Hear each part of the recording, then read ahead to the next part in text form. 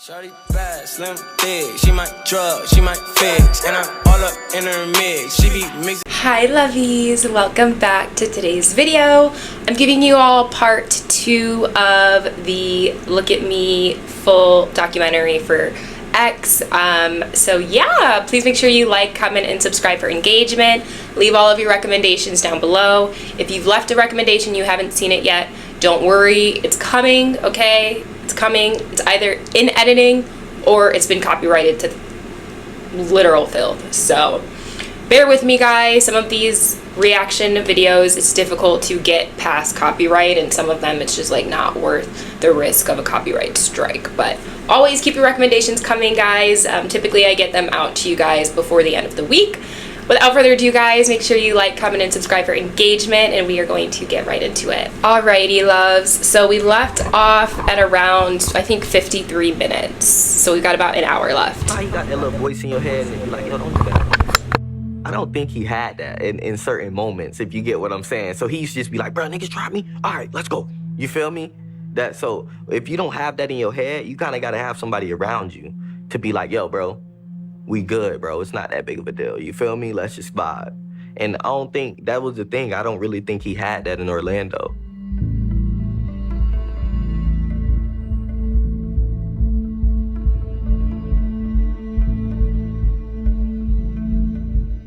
Yeah, he was in jail, and I was with a group of his friends.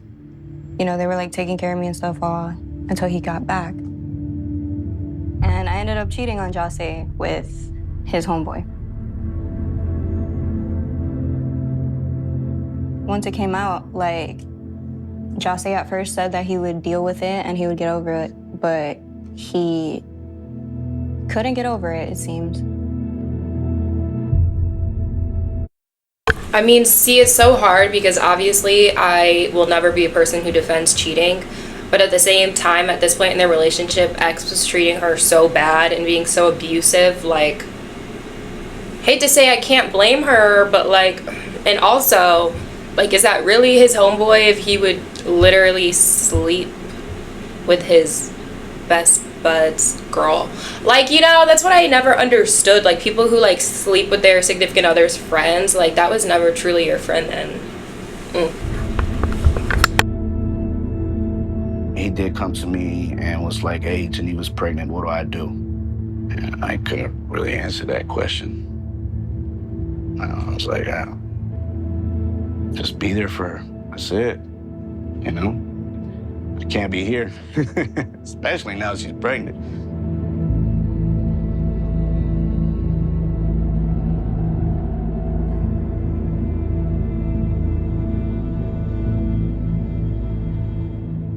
If I was there, I don't think it would have went that far. I don't think I would have left Geneva alone for a second with him. And that's what happened when she was attacked. She was left alone.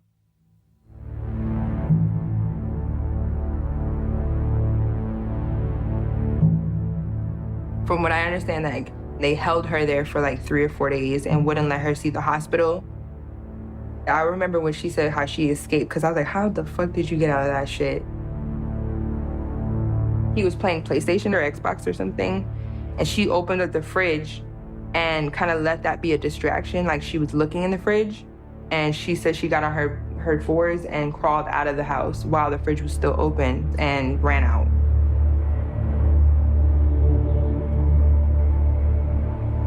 I had nowhere to run. I don't have any brothers. I don't have a father figure. Nobody was gonna come save me. I had to leave. I felt like it was gonna get worse. The first person I called when I ran away from the house was my ex-boyfriend, because literally besides my mom, that was like the only phone number I knew by heart. And he seen my face and he's like, okay, this is crazy. I have to call my mom. His mother was like, she can't be with you because they're gonna think you did that. She literally drove me to the station. She was like, go, because you're not staying with us like that. I didn't want nobody to go to jail, but I didn't know what to do.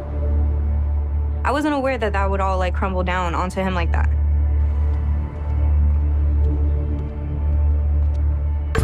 See, what's so sad is the fact that, like, you can obviously tell, like, her explaining the story, like, she feels bad for the way things progressed, you know, because I'm pretty sure X went to jail for a little bit of time after this.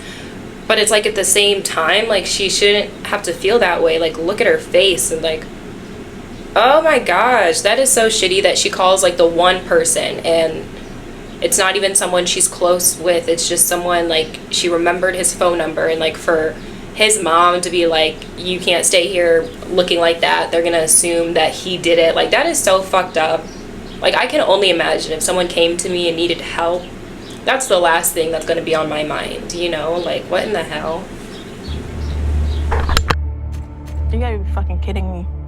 Like that's the first thing I thought. Like you gotta be fucking kidding me. Like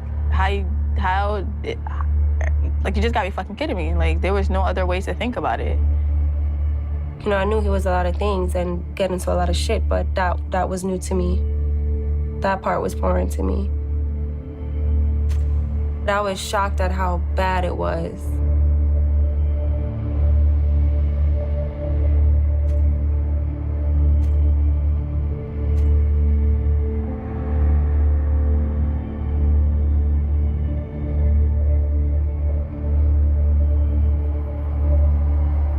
He was already out on bond when that incident happened.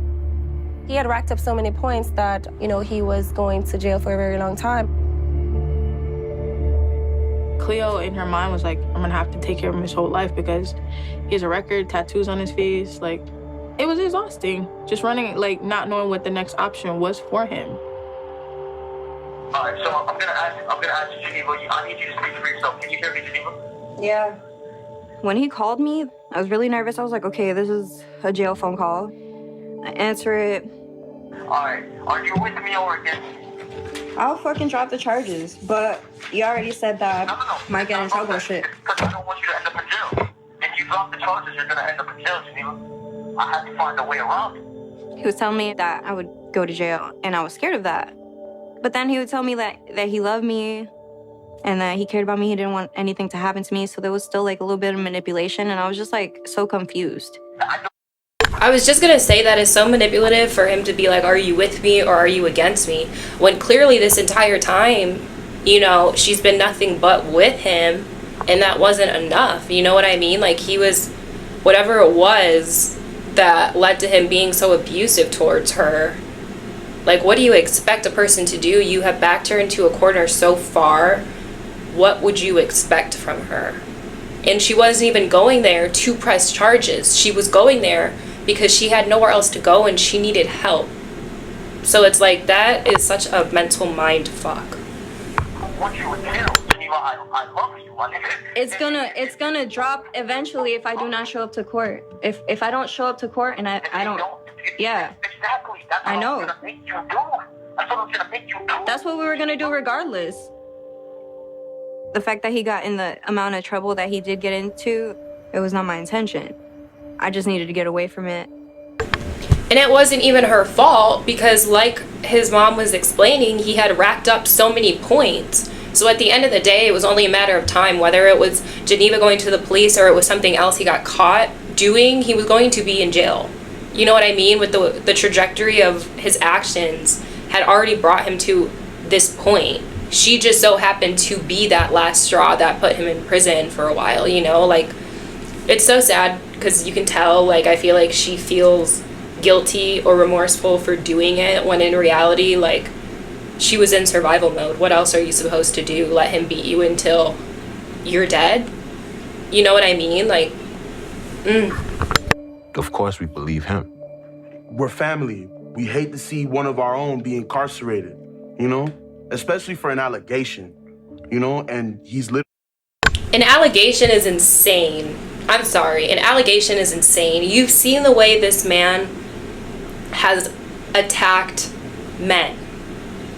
Okay? And I understand maybe at this time they didn't witness the abuse themselves, but like, I hate the allegation when both of her eyes are black. She's got like what? How can you even deny it at that point? And like, I'm not saying that at this point in time when they found out about it that they knew all of that, but it's just like, I hate the whole automatically standing on the side of the abuser because you know him or because you've never seen that side of him. You know what I mean? Like, He's sitting, rotting in jail for an allegation that... Almost a year. That shit felt forever. Everybody was like, he's arrested because of his girlfriend. And I'm like, well, this is why. When I told my piece about the situation, fans were not very understanding because obviously the person that they look up to is saying one thing and then I was saying the complete opposite. Obviously, they're not gonna believe me. The fans are toxic. So they get an ear of things, they're going to start making up their own narratives and start twisting things and contorting it. And so now it's this on social media. Whether he did it or not, for people to make it public, all that shit brings attention towards him. I want to say we were on Instagram and ASAP Rocky was like, yo, free X, that's the hottest nigga out of Florida right now, right? Free my nigga XXX. I can't wait till you come home. Fuck is you talking about? He the hardest nigga in Florida. I said it. So what? You don't like it? Would literally became like a hashtag. Like his mugshot went viral. The first image I ever saw of Jahseh was his mugshot, and it was probably the most polarizing image of an artist I've ever seen in my life. He had tattoos on his face, half blonde, half black hair. He had this stare in his eyes. His eyes almost looked black. His image, it was exciting, it was polarizing. I knew that people wouldn't forget him because he was the... Okay, see, this is where I got to eat my words a little bit because I explained in my part 1, you know, like, it's too far-fetched to say not to idolize this person. But now I see why that man said what he said, because look at it. Like, they're taking his mugshot, and for this guy to be like, it was so polarizing and, like, acting like it was such a positive thing. Like, I understand it went viral and all that shit, but, like, I hate the amount of, like, victim shaming and just, like, basically disregarding why he is there. Like, I hate that. Oh my gosh. First that was gone. Bitch, you was your mess. Ay, can't keep my dick in my pants. Ay, my bitch don't love me no more. Ay, she kicked me out on life, bro. Unfortunately, we're living in a world where drama and bullshit sells. And so as bad as that was, it helped to catapult him to the next level because his name was everywhere. And then the Drake beef added to it. And it was the fans who started saying something about Drake stealing this flow. That's how we found out. He was in jail. The fans were speaking up before us. Oh yeah. We don't even listen to Drake. Demon just got out of can. I gave my bro in advance. Love is just not in my plans. My life bitch, you was your mess. Ay, can't keep my dick in my pants. Once the fans started speaking, it all started speaking for itself. People were fighting about the music, fall in love with the music. People were fighting about the charges, hating him for the charges. Like, he was only getting more famous by the day. Whether you loved it or whether you hated it, you just had to acknowledge it. Look at me, fuck on me. Look at me, fuck on me. Look at me, fuck on me. This is really a prime example of all press is good press. Whether it's hating or, whether it's hating or positive, at the end of the day, it was getting him attention. I think it's just so fucked up.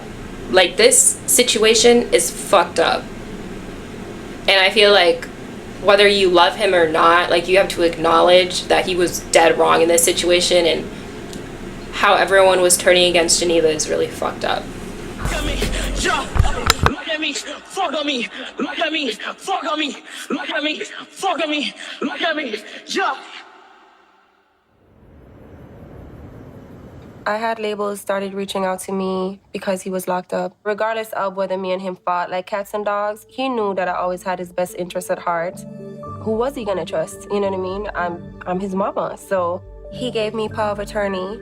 You know, I was kind of like, oh, we should sign. He was like, no, Mom, if we can hold on and stay independent, that's where the real bag is. Seeing other people being screwed in the industry, he knew very well and from early that he wanted to own all his masters.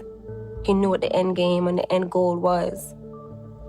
Solomon found us, actually. I was intrigued by that. You know, I saw pictures of him, of course, but, like, I don't know, in my mind, like, I was expecting him to be, like a giant almost when I saw him. And then when I saw him behind the glass, it was just kind of crazy because he was a kid. All this craziness, and he's just a kid. Like, he had all the hope in the world, and you could see he was vulnerable. So at that point, I'm just like, yo, no matter what, I got this kid. I got him. We got our first deal while he was locked up. We got that 100 grand to license Look at Me to Empire. And it was off to the races from there. At the time where you came across Look at Me, are you aware of what had happened to make those numbers start jumping? No, I really didn't give a fuck, to be honest. That wasn't a concern to me. I just knew that the record was special, it was moving, and I just started chasing it. No, I feel like what he knew was that the money was going to be insane, because the trajectory of X's career at this point was only up from here. So obviously, you know, when he's going to make you rich, of course you're not going to care about the allegations. My first contact with him was Bob called me on three-way with him in prison. And we talked for a couple minutes, and he told me he had a couple other deals that he was looking at, so on and so forth. And he called me back with Bob on the phone. And he said, I'm gonna do your deal. And I said, I don't understand. Why would you do our deal versus the other deal? And mind you, the other deal was like a traditional multi-album deal, large advance. I think the advance was like 1.5 million, he told me. My offer was like 100K for like 2 singles. And I asked him, I said, why would you do my deal over the other deal? You're only like 18, bro, that's a lot of money. He said, because your deal makes me a partner and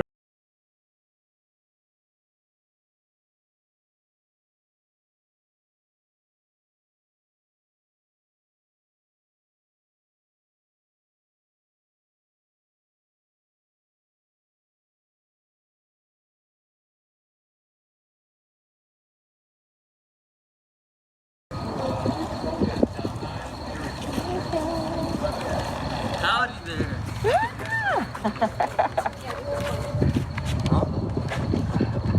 And it comes with bags. I still feel like I'm dreaming. I feel like I just broke up out this bitch. Yeah. Don't go to jail in Broward County. Don't go to jail in Broward County. They not finna let you out. Oh, that boy came You look fresher than a bitch. Yo, my nigga. Oh my goodness. I'm out this shit, dog. I'm out this shit, dog. Yeah. I will say, obviously, you know, I wouldn't say I'm triggered, but like the whole Geneva situation rubs me the wrong way. What I will say is their friendship is beautiful. Like, I feel like anyone would aspire to have that level of brotherhood, and I don't know, I love watching their friendship. I will say that. This shit about to be crazy. This is all you, bro. This shit about to be crazy. Oh, goodness. I'm gonna call my mom. JK, that's the manager. Hold on. I'm so sorry. I thought that was Ski Mask. Okay, take back my last sentence.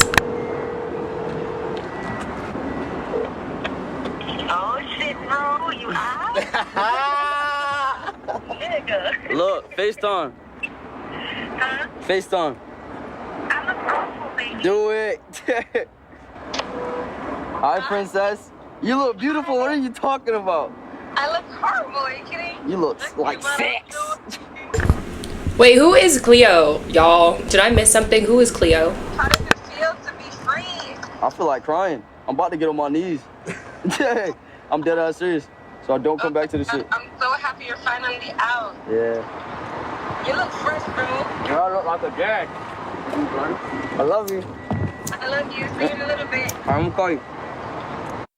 Was that his jail bae or something? Who is that? Oh, man. Yo, my fucking name comes up, my nigga. Jose D. Onfroy, better known by his stage name Xxxtentacion, is an American hip-hop recording artist from Plantation, Florida. Jesus fucking Christ. Well, that's a lot of fucking followers. Hey, holy shit. Holy shit. Hey. What the fuck? Bitch, who is your best? Can't keep my dick in my pants. My bitch don't let me know. She kicked me out of life, bro. That bitch don't wanna be friends. I give her this, she a man. She put her 10 on my dick. Look at my wrist about 10. Fuck on me, look at me. Fuck on me, yeah. Look at me. Let's I think this is so I feel so many conflicting feelings because obviously he gets out of prison and it's like a field day because his shit went viral. You know, he's seeing a new level of fame that he hasn't seen before. And I feel like it almost not discredits Geneva, but it puts her story on just like who really cares, because this is what took him to the next level. And I feel like it's really fucked up, and I'm interested to see if he ever like genuinely apologizes to Geneva. Not that an apology fixes anything, but if he ever truly recognizes the mental trauma, physical trauma that he instilled on her with everything that she's already been through in life, you know, like, does he ever actually own up to that? I'd be interested to know. I'm sorry, y'all, I don't mean to like dwell on that, but it rubs me the wrong way that like they put in all of that shit, right? Show the pictures of her to really show you how bad it is, but it seems like in the next sentence it's like, oh, but like no one really cared about that because this is what excelled X to the next level. Like, that doesn't sit right with me.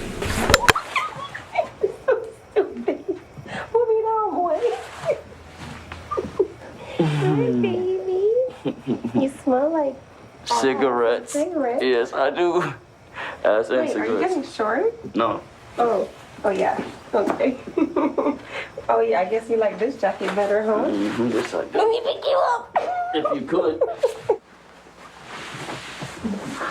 Papa. Papa.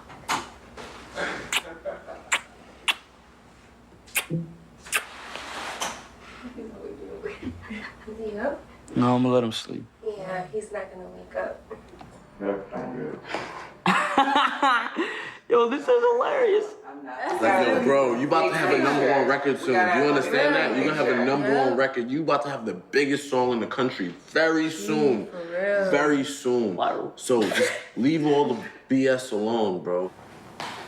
A really important thing is to ignore her. Yeah, ignore her. Yeah. Keep away from all that bullshit because it's not worth it. Yeah. You feel me? Look what you are. Are they talking about ignoring Geneva? Y'all, this is irritating me. We went through all of that. Understood. And look where you going. Facts. For real, look where he's at right now. Like, Now is about your family and about your life, about your career, about you accomplishing everything you. So now it's about your family. But Geneva was such a big part of your family, and you were hers. Like, I think that's so fucked up. I'm sorry. Like, that is so fucked up. Especially, like, his mom has been through shit, right? She's been beat. She's been all this. Like, I hate that. I hate that it's, like, just like, okay, moving on. What's next? When Geneva has to live with that for the rest of her life. And you can even tell, seeing the older version of herself speak on this, like, she feels guilty, you know, and she feels remorse. And, like, she talks about how she never wanted him to get in trouble, this, that, and the other. And for everyone to still treat her like shit, I don't stand with that. Ever wanted. That's the only thing that matters, man. Leave everything else in the past, bro, and just make the most out of it. Make your little brother proud. Make your mother proud. Make your family proud, bro. That's all everybody wants. It's just to be proud of you. You know what I mean? For you to change the lineage of the Omfroys for the rest of eternity. yeah. And you are the example right now. I mean, I'm not saying you're a role model like that, but people are looking at you, and you now have a lot of responsibilities as a grown man. You hear that, Lil? You got a lot of responsibility. I'm handing this to you. As a grown man. Yeah. I understand. Nah, you're gonna be just fine. I'm gonna just take it one step at a time. That's all you can do, man. Just take it one step at a time and just try to do the right thing. Yeah. That's all that counts, man. This is a story, this is a full story, and this is the last time I will tell it. She was already bruised on her face. All while she was staying with me, she was already bruised on her face. Now with the severe bruising, I don't know how the fucking severe bruising came about, but she had like bruises on the left side of her face when she was at Bruno's. I think she got jumped. That's what I told everybody. Like, yo, she got jumped. Cause the way she was fucked up, I think she got jumped. They're not gonna admit to it. I don't give a fuck. That's not my part of the story. But that bitch. See, I don't know how I feel about that. I don't know how I feel about that. Because the fact that somebody witnessed him trying to drown her, I feel like at this point, what did she have to gain by lying about it? You know what I mean? And like, I don't know. I just, like, it's hard because before, right, she mentions how he never ever left bruises on her face, or like the sister did or something, so that you wouldn't know that she was being abused. You know, she was always in a hoodie and everything. So like, sure, on one side, it's like it wasn't in his nature to hit her in her face like that, but at the same time, as the abuse continues on and on and on, you know what I mean? Like, wouldn't it just progress in severity? And I feel like he's just saying what he was told to say. He was going with the narrative that put him in the best light at this point in time because of where his career was going, and you don't want to taint that. So why would he admit to it now? I don't know. That whole Geneva, it doesn't rub me the right way. Not just hearing her story, but how much she still seems to almost defend X. It makes me feel like she's just been so manipulated in her mind that it's almost like Stockholm syndrome, you know, where you like still have so much love for your abuser because they break you down to a point where you feel like that's all you have. This whole Geneva situation is just not sitting right with me. Like, I don't like that. I don't like this version of X. I don't like the way he's going about it. I don't like that she was there for him when he didn't feel like he had anyone, and they fell in love. Like I said, like, those trauma bonds can be so dangerous because once you get past that stage of connecting over your trauma, what are you left with, right? It's just like, it's just not sitting right with me, y'all. Got what? Bad. So, I didn't beat her. Nor do I give a fuck about who beat her at this time, because now I know she's an evil bitch. There's the story.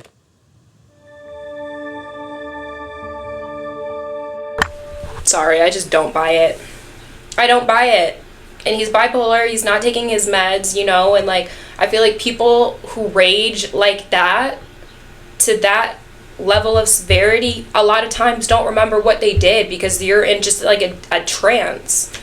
You know what I mean? And I dealt with that with one of my ex-boyfriends, and it's like half the shit he did, he would not remember because he was so angry, and he was just like a different person. It's like a switch flips, and he wouldn't even remember. He wouldn't remember what he said. He wouldn't remember what he would do, and like, it's just crazy. Like, he literally would not remember until I would tell him step by step, this is what happened, and then he would be like, oh shit, like, I do remember doing that.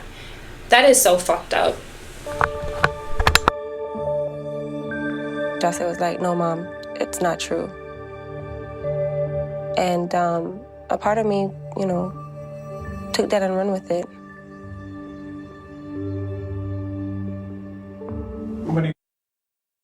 I'm sorry. I feel like that is a face of guilt. I feel like she knew at her core what her son was capable of. It's not true. And a part of me, you know, took that and run with it.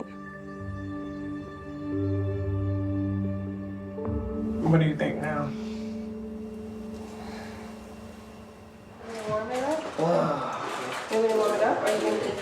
I mean, that's my son. Even if he's Hitler, that's my son. If he's a devil, that's my son. I birthed him.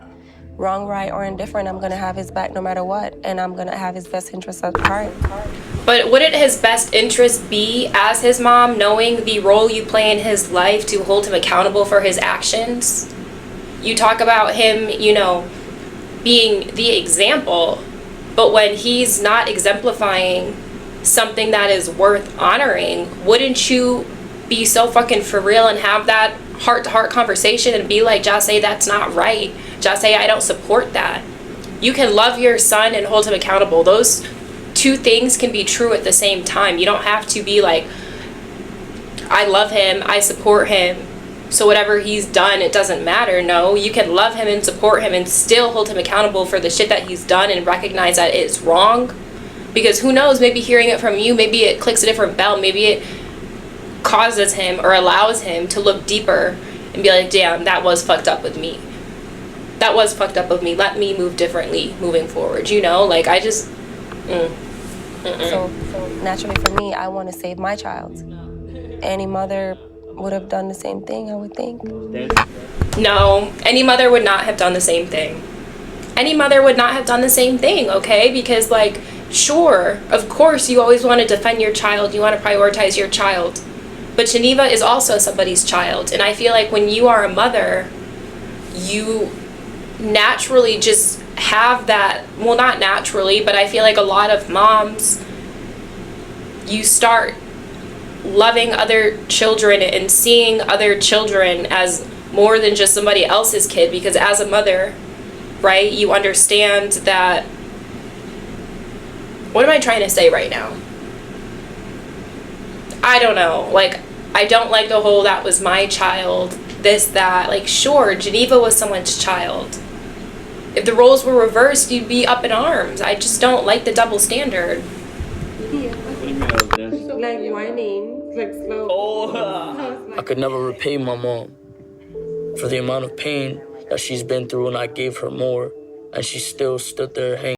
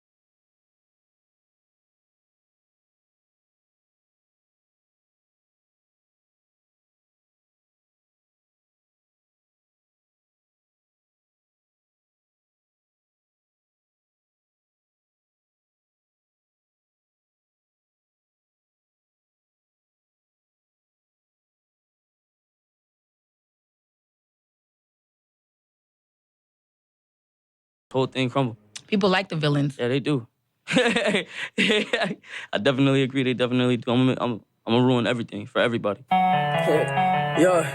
When I really knew that we were really doing something crazy was the Revenge Tour. The shows were huge. I ain't even expect that. I don't even think he expected it. It was so relieving to see Jaw's efforts of always doing some outlandish shit actually make sense. Like, it was a method to the madness, and it worked hella good. What the fuck is up, you buttercup? In that butt, smoking suicide, bloody blood. Pussy boy, you talking shit on Twitter. It ain't not enough. How these pussy niggas... Ja was a real showman. Every single night, he's trying to outdo the last night. You know, what could I do that's more memorable than the last night? I love it, right? Fuck all that talking shit. Do that shit for fun.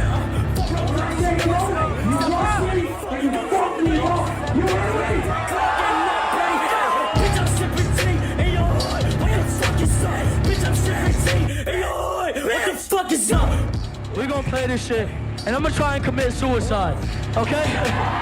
Play this shit.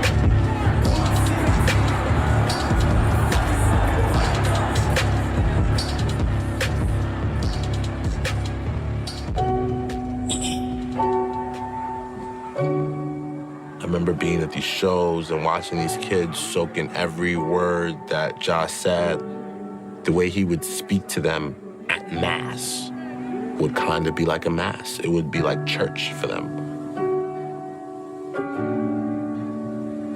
it was like a cult, and he would be like their god. Listen, to win anything in life, you have to acquire your purpose. Now, that state of depression, that basically that mind of depression that we all start off with when we feel, when we feel pointless, when we feel like we're not capable of anything, is because we have not found our purpose. You understand? Now, when you often find your purpose and you reach for the sky, people often tell you that it's not possible. Now let me ask you something.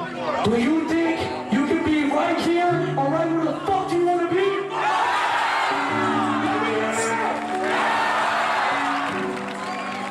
I remember him always telling me, like, I'm making music for the broken people, for the people that feel how I feel. Heart's been broke, I hate myself, but it won't show. I constantly lose all my remorse, and it's time for warfare. Grace for the shepherd, and it's one for the sheep. Led by the leopard often gave his reception as a handle of weapon. Took a bite of your apple, give me all you can offer. Now I'm trapped in a changing maze, setting my soul ablaze. Couldn't control the pace. Words is going hate. Heartless is reckless, is this word of a pacifist to word of a masochist. I'm all for the man, my lord. I spoke to a bad for me. He said he would save me if I gave him one thing he needed. What is this thing I pleaded? Boy, it's the kid of envy.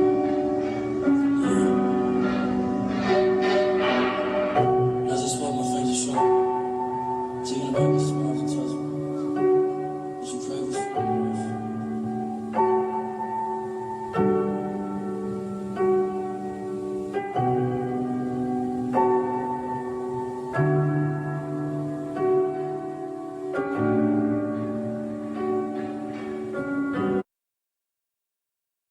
This is Geneva. Says, there's my whole life. Ha ha ha, yo, I really could kill myself right now. I just need to make my fucking rent money, and people mass reported me. Fucking hate my life. Now I don't have my account, and I still need over $300 by the 29th, and I have to pay my phone bill in fucking 2 days. Like, that's so shitty. Like, it's so shitty. I'm so sorry about it. I'm not sorry about it. Like, how they treated Geneva was fucked up. All parties involved. All parties involved. The way the people closest to him just whatever, ignore her, don't talk to her. That is so beyond fucked up. Especially having the platform that he does. Like, I don't like that. And like, I can listen to X and I can like respect those moments, right, where he's speaking to his fans and he's talking about making music for broken people. I can respect that. But I don't respect that. I don't respect the way that he treated her. And if it's getting repetitive, I really don't care, because I feel like if you can so blindly follow someone to the point that they can do no wrong in your eyes, that might not be the safest person to look up to and to make an example out of it. I'm not saying X was terrible and everything that he did, but like the fact that this was such a significant turning point in his career and it was just like, fuck Geneva, I don't like that.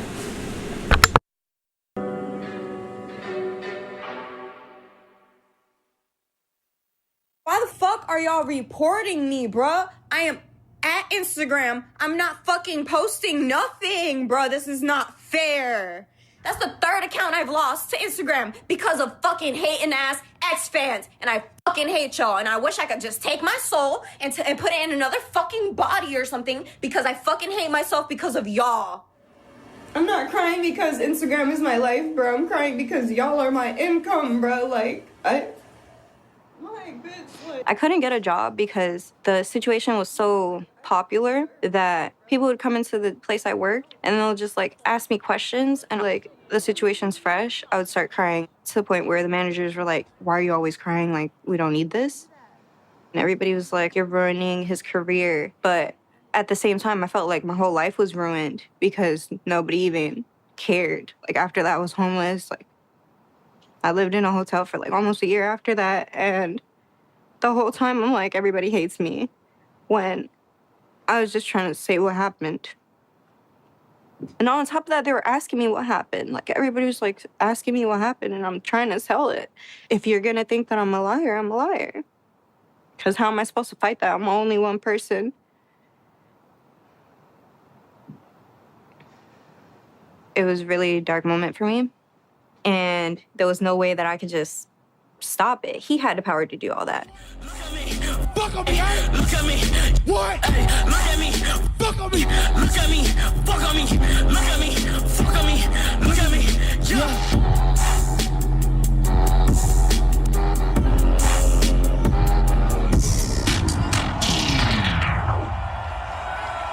Rolling loud, make some noise one time for Xxx. Hey! I love you. I love you all. Good night. I can pay your mama house payment. I can pay your mortgage, baby. 75 of these hoes in America. Ooh, I said, where can I drive it? Can't forget. You see this fucking mugshot on the platinum plaque? Yeah, bitch. Viral. I met Jose in early August. He was coming to LA to finish his album 17. I was waiting for them in the studio, and while I was waiting for them to show up, I just was kind of playing the guitar, hanging out. And he walked into the studio and introduced himself and was like, "You playing guitar?" And I'm like, "Yeah." And then he just started singing something. That night was a long night. I remember he goes into the booth and he was trying to kind of figure out a certain melody, and the engineer wasn't getting the sound right. I kind of figured out what he wanted in his head and was able to translate that a little bit. Dead inside, spend a lot of times looking in his head. Under the assumption love is dead. Alright, He was one of those people that had everything in his head, just didn't know physically how to like translate that into a record, like the process of production. And so I kind of just started fitting in there.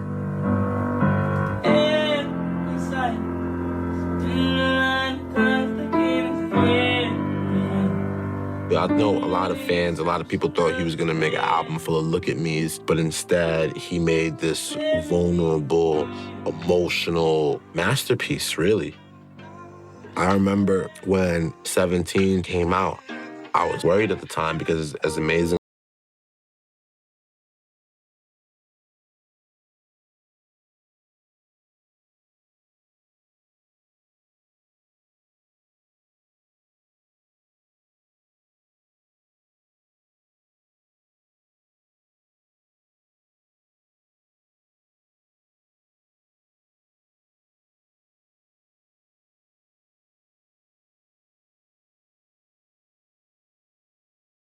because I feel like this is what humanized him, right? This is what makes him very relatable. And honestly, Geneva aside, okay, I'm trying to leave Geneva in that section of the video for now until it comes up again.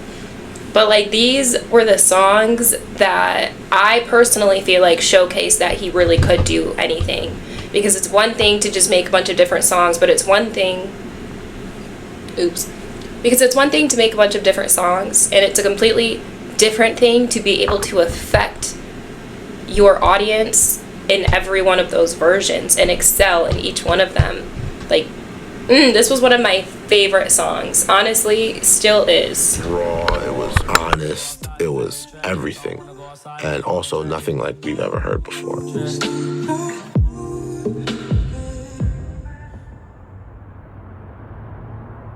My first article about Xxxtentacion was in February 2017, and he was already blowing up. Around the time that X was blowing up was a moment when people were becoming more conscious of what kind of values they wanted to support. It was a strange moment for somebody to be coming up who also had these terrible allegations attached to him.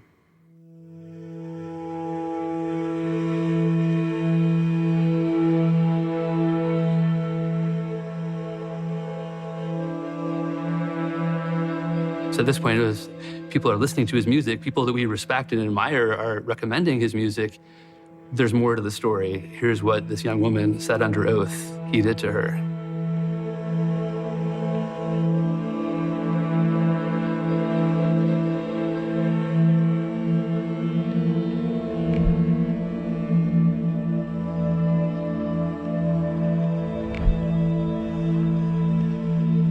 Y'all niggas mad I'm successful?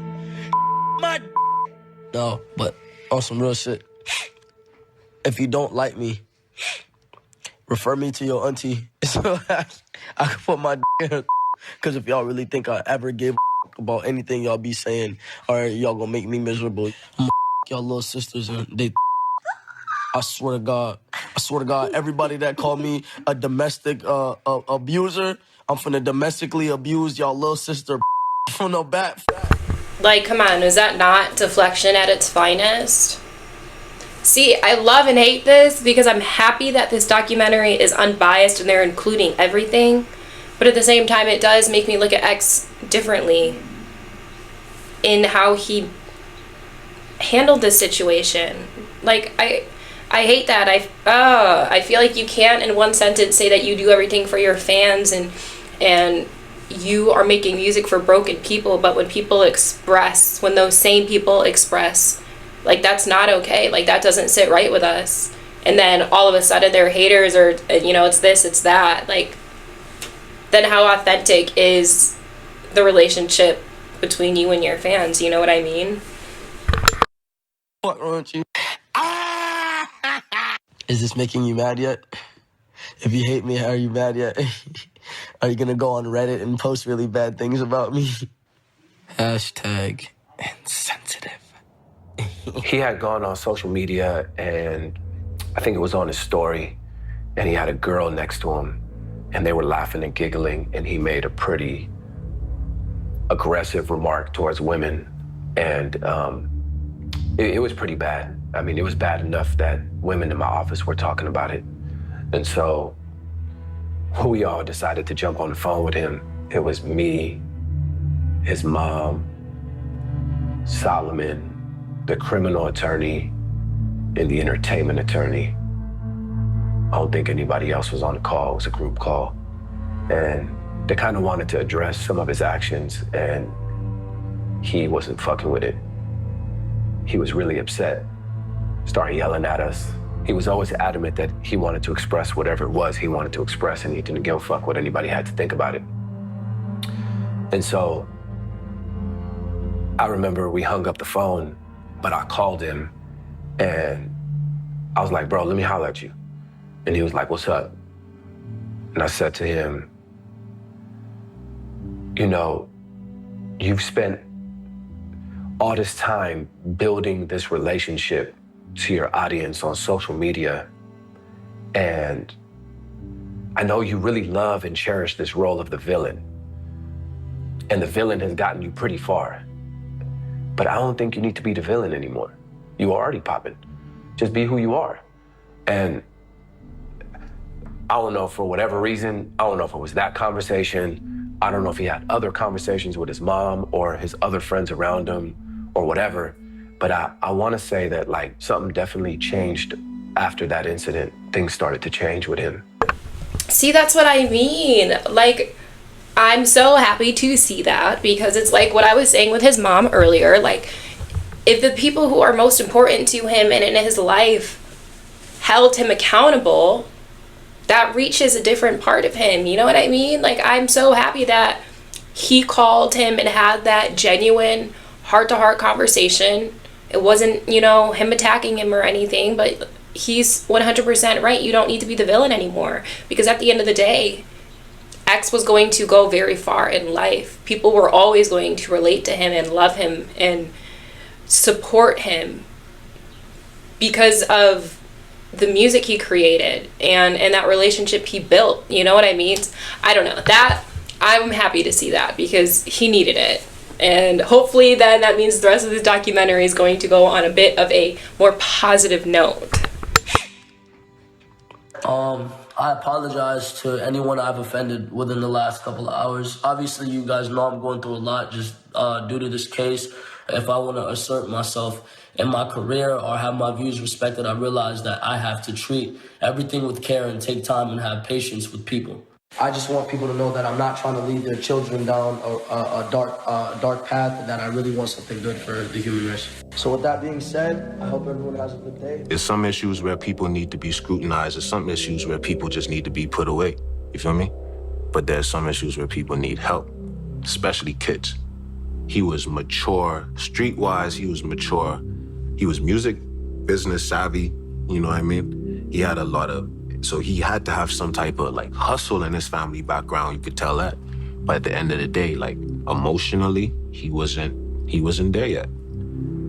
How did his age factor into your perspective on this? It made me sad. You know, he allegedly did to her what he allegedly did, but that doesn't mean that he didn't suffer as well. That doesn't make him just a two-dimensional person either.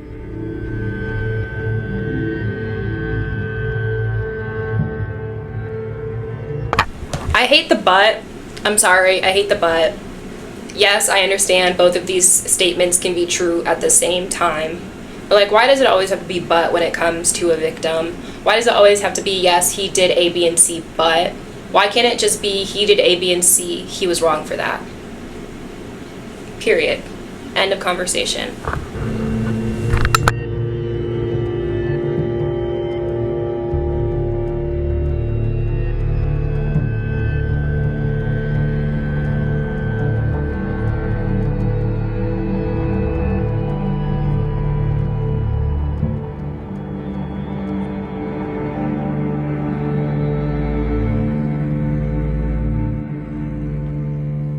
I saw him battle with his demons from the very beginning. I wish I could have helped more. I didn't know how to help. I didn't know what to do. It's one of those days where you realize nothing fucking matters.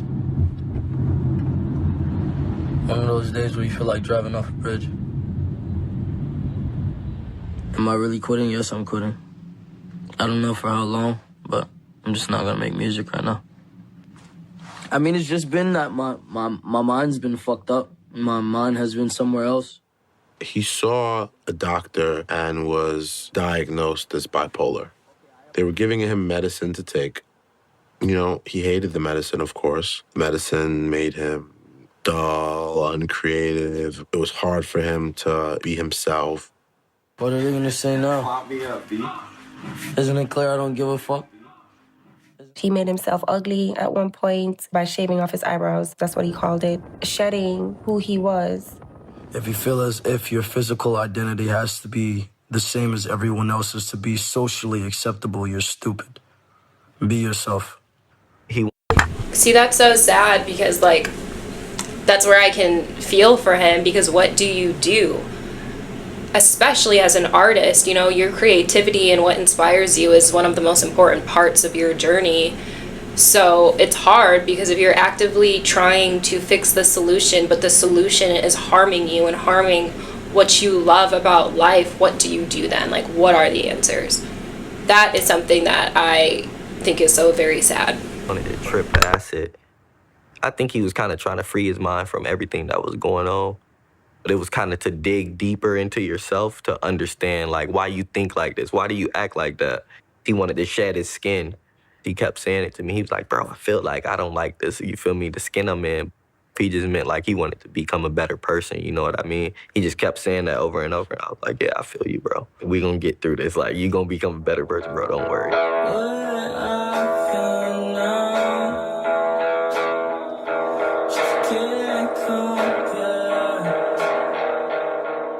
We was going through a lot, and we would be making songs, and sometimes in between the process, I would kind of leave my phone on, just forgetting about it, and then we would start talking about something.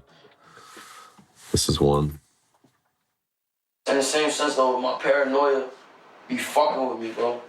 I just be lost. It's because you be thinking so much, bro. I do, bro, but I can't turn it off. Yeah, You shouldn't turn it off, bro. You gotta accept it. So how? My main thing is, how do I control this shit? Control what? My thought process. You can't suppress it. You gotta just. It has to be a relationship with your thoughts. You have to have conversations with your thoughts. You know what I mean? It's like pressure. You know, pressure builds up and it'll just overload you. Bro, you make me feel like I got somebody. You feel me? You be having my back, and you show me you got my back. You be mad consistent. That shit makes me happy as fuck. I never took to men, cause bro, when I was younger, nigga, my mom used to get beat. And you know what I'm saying? She'll fuck with a nigga that used to beat her. I used to have to beat niggas up when I was little. Like, I'm talking, bro, it sounds crazy. You know, I'm 6, 7 years old, biting niggas in their stomach and all types of crazy shit. Yes, nigga, ask my mom. I left a big ass scar. Niggas beating my mom in front of me, nigga. I'm biting they fucking flesh out their stomach. All types of shit. You feel me? I be trying to find ground in my own mind. And it's like, I don't get no help in that aspect. But it's like, I'll go to like thinking like this, I've been tired. I'm tired of feeling tired, bro. See, and like that's, oh my gosh, y'all, this documentary,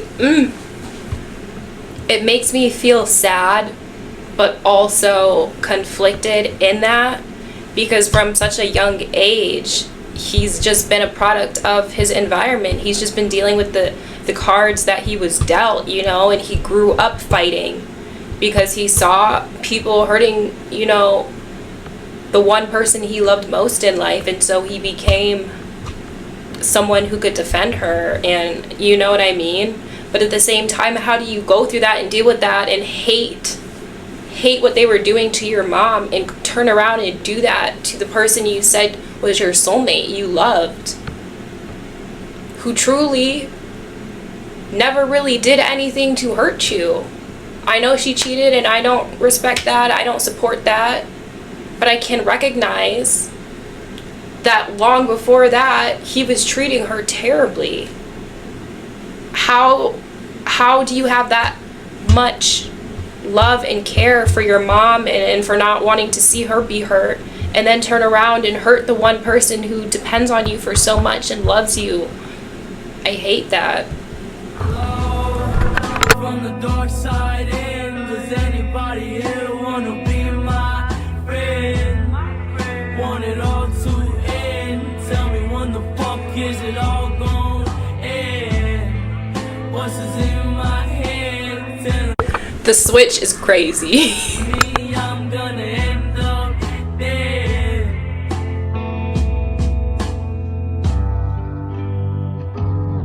So save me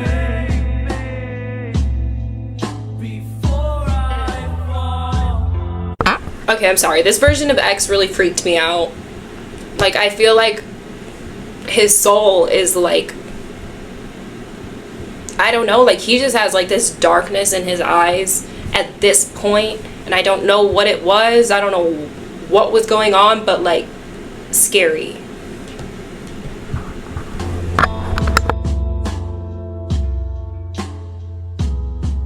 Okay guys, so basically this is what I wanted to explain today, just based off of what I've learned. You have to take a second to sit down to thoroughly observe your patterns. Do you move when you don't want to move? Do you get angry when you don't want to get angry? You have to fix these things about yourself. You have to give a fuck about yourself, and that makes life so much better. Like, I'm learning to do it now, and it makes life 10 times better. It makes you feel better. I want you to start a journal. That's when the internal change was happening. He was actually changing internally, trying to preach a positive message, because he kind of had a negative impact, and he wanted to balance that out. I'm going to stop calling you guys fans. I'm going to start calling you members of my cult. This is a cult, not a fan base.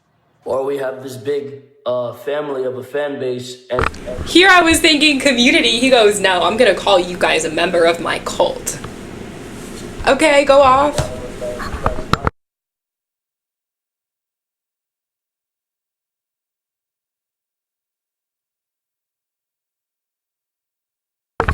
All right, loves.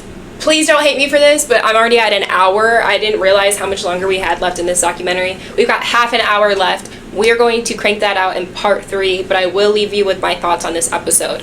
Obviously, this part was focused heavily on Geneva and that whole situation, how it progressed his career. What I will say, this version of X, I don't like. I don't respect him for who he was in this situation. My heart goes out to Geneva, and that's not just like a female bias. It's just like what she dealt with was bad enough.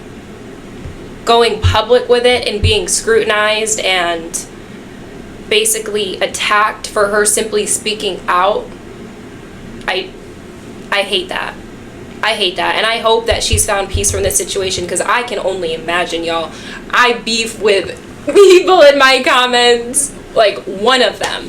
I can only imagine what it's like to have the kind of following X did, the way his fans rode for him so hard, to have that attack on a person for just speaking your truth, for not even wanting ill for X, for constantly stating that she loved him, that she didn't want to press charges, looking for loopholes and ways that she could make this situation better for him. And he just turns around and just kind of leaves her in the dust. Fuck that bitch. I don't respect that. I don't like that. This documentary is getting good. It's getting deep. It's getting juicy, y'all. Oh my gosh. My heart. I'm like, oof. We're gonna watch the last part tomorrow. I love you guys so much. Thank you guys for being so just supportive in my comments. You guys, 99% of you are gems. You make it so, I don't know. I get excited posting videos for you guys because I know that you guys are going to have some insight in the comments. You're going to give me new songs to listen to. We're building a little mini community. I know I'm small on here and I don't mind. Truthfully, like if I stayed at the number of subscribers I was at right now, I would be happy with it because it's overall such a positive community of us and I love it. But that's all I've got for today's video, guys. Please remember to like, comment, and subscribe for engagement always. And I will see you in my next video. Bye, guys.